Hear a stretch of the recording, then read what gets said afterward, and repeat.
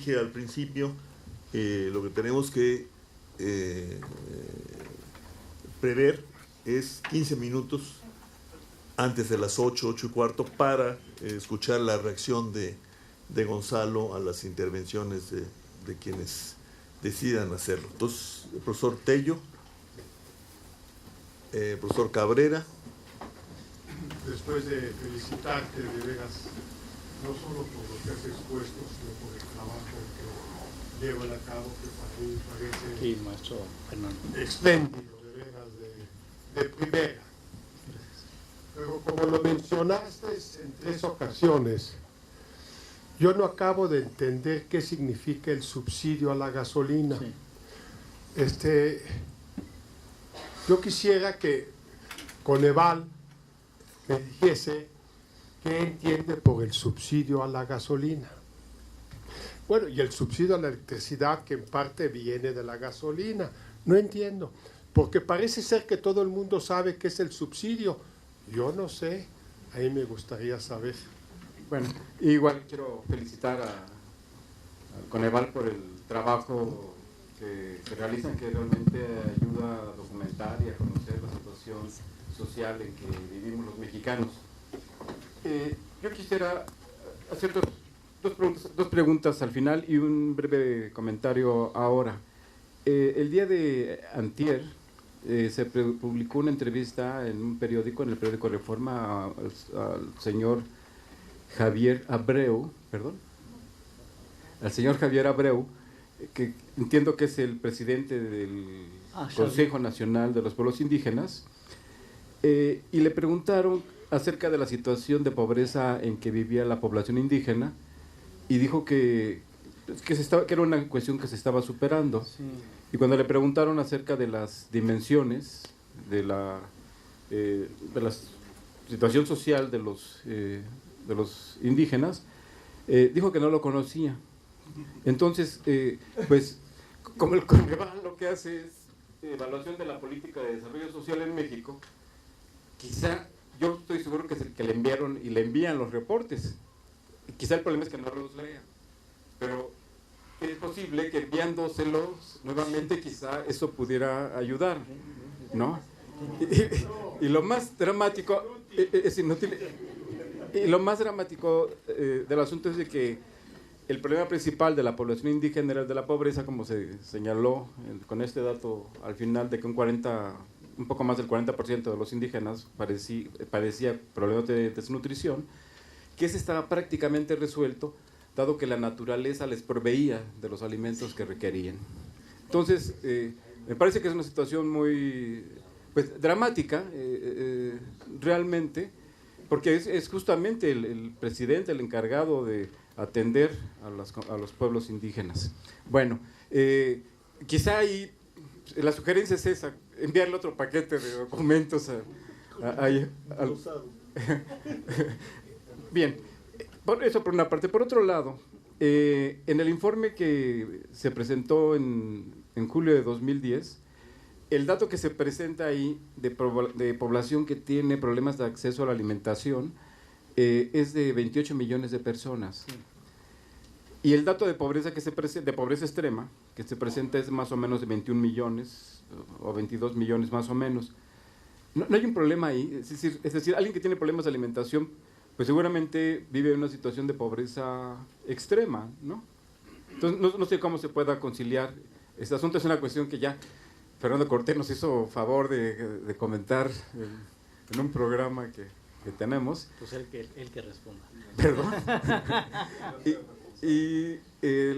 La otra cuestión tiene que ver con respecto al acceso a la salud, porque las cifras que hay son disímiles totalmente. Los que se presentan en el informe de gobierno son las cifras. El presidente reiteradamente señala que ya se cubrió el 100%, se alcanzó la protección universal en materia de salud. INEGI tiene otras cifras, Coneval presenta otras cifras, en fin, hay todo tipo de cifras, todas distintas. Entonces, ¿cómo se puede llegar a un dato más o menos que refleje la realidad de nuestro país? Gracias y reitero las felicitaciones. Gracias.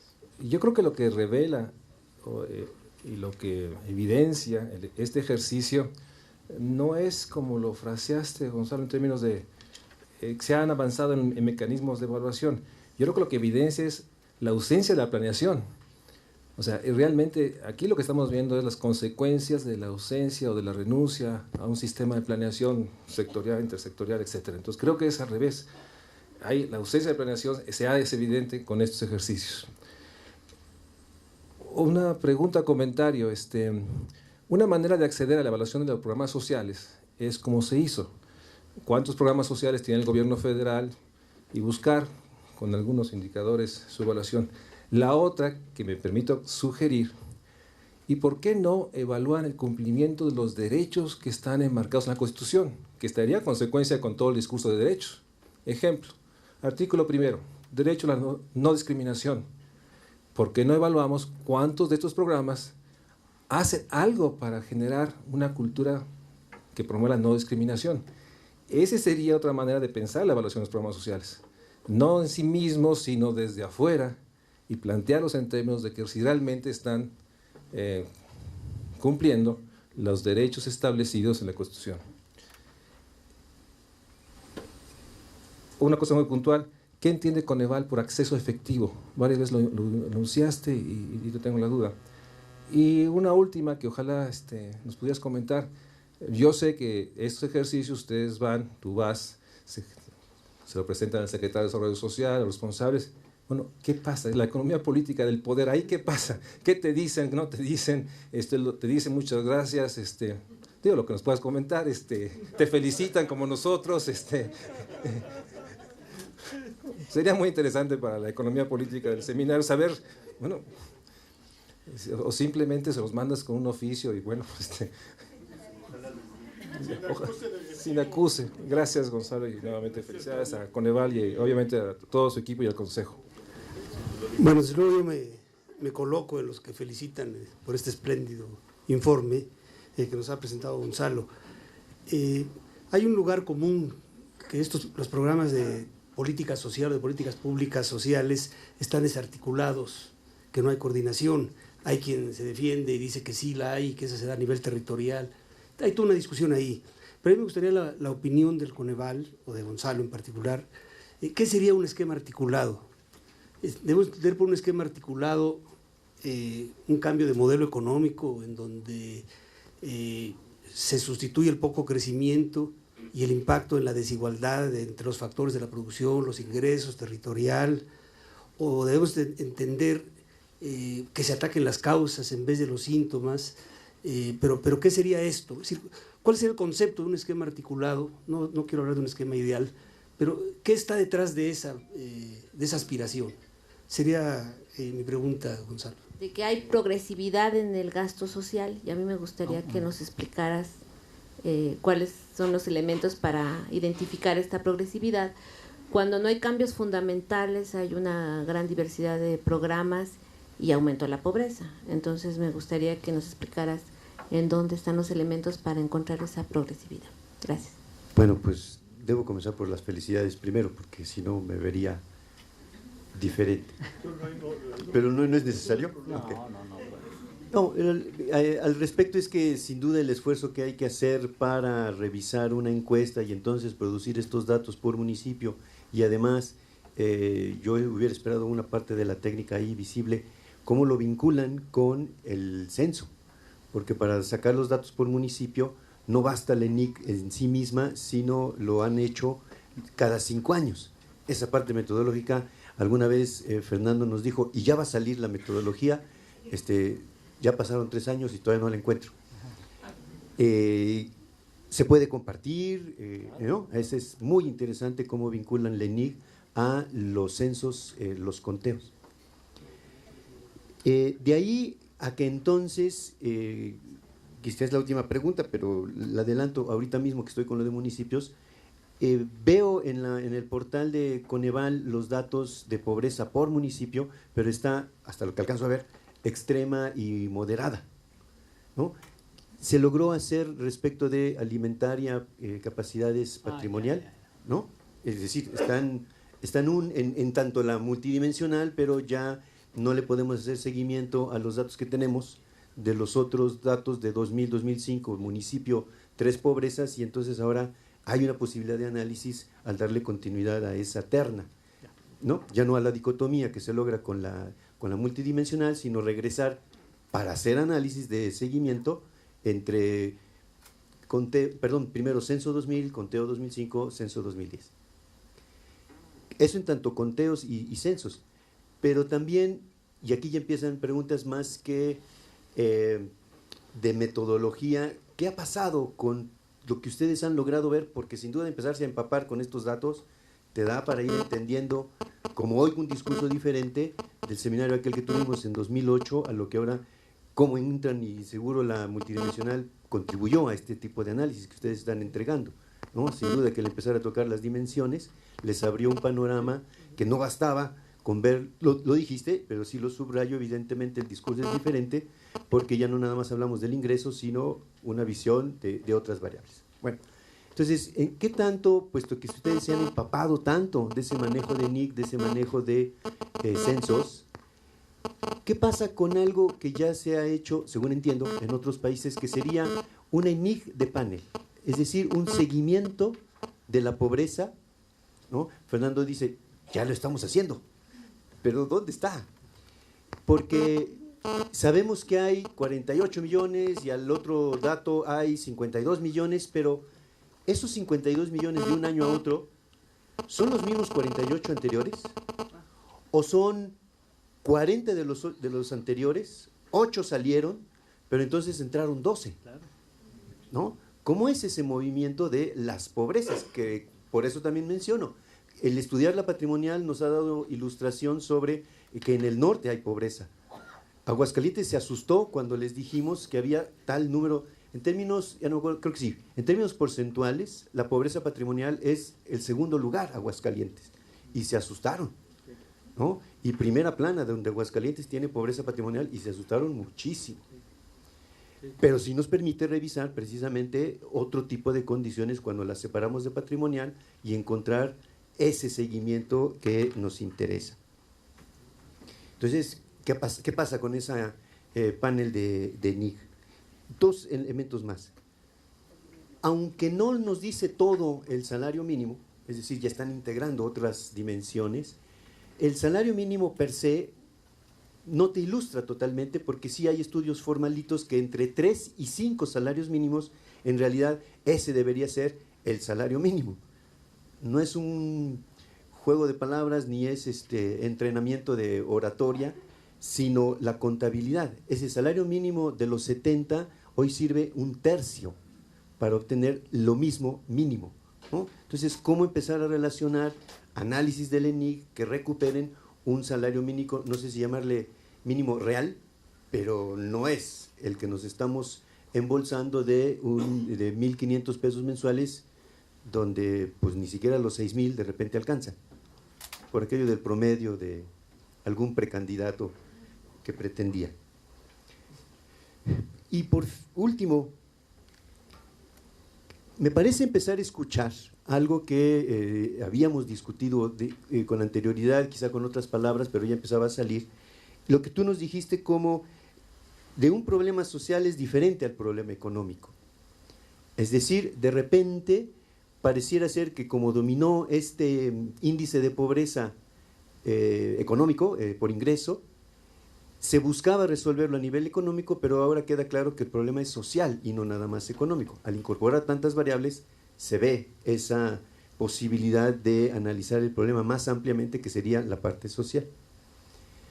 Y de las cosas que también han resultado incendiarias en algunos seminarios, es lo que voy a decir enseguida. A final de cuentas le estamos cargando la mano a Cedesol como el lugar para resolver. En los propios seminarios de políticas públicas, y te estoy hablando de 2001, 2003, que empecé a ir más de cerca a estos tipos de seminarios de políticas públicas, ellos mismos, me refiero a los que participaban en los diseños de políticas públicas, decían, no recuerdo el nombre de quien lo dijo así, pero nosotros somos la ambulancia que anda, programas públicos, que anda recogiendo lo que otros hirieron o lo que otros devastaron. Pero si seguimos con esa idea, resulta que Cedesol es el gran hospital, que anda recibiendo y anda recogiendo los enfermos y los desahuciados, y que a final de cuentas quienes lo generan, esos problemas, son las otras secretarías. Lo que mencionaban en términos de falta de planeación. Con Sedesol queremos tapar el ojo al macho o tapar el sol con un dedo, buscando solución a un algo que sin duda Sedesol nos ha dado el acceso al pobre, cosa que también escucho, ¿no? Ya no nada más hablamos de pobreza, sino tenemos que medir pobres y pobreza, y a partir de ahí es que sale mucho más visible qué es Ciudad Juárez, qué es Tijuana, qué es Chihuahua, en fin, Veracruz, cómo salen de otra manera cuando calculamos los absolutos. Pero tratando de terminar, ¿qué pasa con las otras secretarías que al entender que Sedesol hace una incursión en los problemas de fondo, donde la misma medición de las dimensiones, ya no nada más le diría, que tú nos lo mencionaste, el diseño es insuficiente, no basta con los programas, pero todo esto pensando con el papel de Sedesol? ¿Cuánto avanzaremos más para entender lo que Secretaría del Trabajo no ha hecho, Secretaría de Economía no ha hecho, Secretaría de Hacienda no ha hecho? Porque, por eso digo, le cargamos la mano a Sedesol y hemos olvidado que hay que analizar salarios, empleo y recaudación como solución a problemas de pobreza, donde el problema de la pobreza no está en atender a los pobres, sino en generar cambios en salario, empleo, recaudación. Gracias. Maestro de la Vega, esa es, puse aquí algunas recomendaciones que hemos dado en ese informe, no todas, en fin, pero por ejemplo dice, la pobreza se ha incrementado, al menos recientemente, por un problema económico, por lo que ya dijimos, y no por razones directamente atribuibles a la política de desarrollo social que tiene que ver con el acceso a, o sea, los accesos hay que ver cómo se mide, pero no fueron el problema fue el ingreso y fue el empleo. Entonces, una recomendación que puede ser muy básica, pero tú la mencionas y claramente, y entonces no es tan básica, se recomienda que el objetivo de reducción de la pobreza no esté a cargo de una sola secretaría, en este caso la Sedesol, sino que sea responsabilidad conjunta de los gabinetes económico y social. Prácticamente todas las secretarías deberían tener como objetivo prioritario la reducción de la pobreza. Y más cuando tienes esta nueva medición multidimensional, en donde la Sedesol tiene 20 programas sociales, unos mejores que otros, con un presupuesto, Oportunidades es el que el presupuesto más alto, con ahorita 67,000 millones de pesos, pero los demás son presupuestos más chiquitos. Y entonces lo que hemos hecho, maestro Mario Luis, cuando hemos podido en diferentes foros, es dar este mensaje desde julio del año pasado, más enfático. Por ejemplo, nos invitan de manera frecuente a la Comisión Intersecretaria de Desarrollo Social, que creó la ley, por cierto, a la Cámara, a la Presidencia cuando nos invitan, y este mensaje es, así entramos casi como bienvenida, ¿no? Porque decimos, no puede ser que sea la Sedesol la que tenga el objetivo de bajar la pobreza, cuando ves que el problema, hay muchos, pero el empleo y los salarios y la inversión y la educación con calidad o los servicios de salud con calidad son problemas bien fuertes que le pegan directamente a la pobreza. Y la Sedesol con 20 programas sociales dice, pues yo, como decía el prócer de la patria, pues yo, ¿por qué, no? Yo tengo aquí 20 programas sociales y pues yo hago lo que puedo. Es más, se distorsiona todo porque la angustia de los secretarios de Desarrollo Social, cualquiera que sea, la angustia es, el presidente me dijo que mi objetivo es el de la pobreza. Al secretario de Hacienda no sé qué objetivo le puso, al secretario de Salud no sé qué objetivo, y a mí me puso el de la pobreza. Entonces, aumenta la pobreza y arde, ahora sí que arde Atenas, porque no solamente los periódicos se voltean y dicen, a ver, secretario, ¿qué pasó con la pobreza? ¿Usted atiende a los pobres o no? Sino que su jefe directo le dice, oiga, pues yo le encargué a usted la pobreza, ¿qué pasó? Y el señor dice, pues yo por así que una anécdota, digo, no me O sea, así fue, pues, ¿no? Cuando dimos a conocer la pobreza en julio, se le pidió a la Sedesol que una hora después saliera a dar una rueda de prensa. Y el secretario, con justa razón, le dijo a la presidencia, ¿y por qué yo? O sea, mis pisos firmes mejoraron, mi calidad de los muros mejoró, mi electricidad y agua potable en los hogares mejoraron, que es parte de lo que yo hago. Lo que no mejoró fue el empleo y el ingreso. Pues ¿por qué no? Al menos que me acompañen otros secretarios. Y pues, al final lo acompañaron el secretario de Educación y el secretario de Salud, pero no los otros secretarios de lo económico. Y entonces la rueda de prensa ex post, después de la nuestra, fue de 3 secretarios que no es que esté, o sea, no es que esté bien en sus sectores, pero al menos mejoraron un poquito, y el tema económico fue el que no mejoró, y los secretarios correspondientes no se aparecieron. Entonces, aquí me puedes extender muchísimo más, pero le has dado, yo creo que al clavo, ¿no? Una cosa es que haya una instancia, una secretaría, un ministerio, que se encargue de los temas, déjame llamarlo así, de protección social, que es personas que en la pobreza que requieren apoyo, porque tampoco le puedes decir a las personas pobres, pues mira, espérate a que crezcamos al 20% y luego vas a ver cómo te vas a recuperar. Hay que apoyar, y a la población que en la coyuntura entra la pobreza. Yo creo que un estado moderno y fuerte requiere una protección social bien diseñada y automática, y a lo mejor la Sedesol debería tener ese rol. Pero entonces que el rol y el objetivo de la Sedesol sea el de cómo yo voy cachando, digamos, a la población con programas efectivos, y no con programas que tardan mucho en llevarse a cabo, porque para que alguien sea elegible a oportunidades hay que hacer un estudio socioeconómico, hay que hacer encuestas, hay que determinar en dónde, y les tardó todo el año 2010 a la Sedesol y a oportunidades incorporar 1 millón de personas más, y en cambio otros programas hubieran sido más efectivos. Entonces tienes toda la razón, maestro, y por eso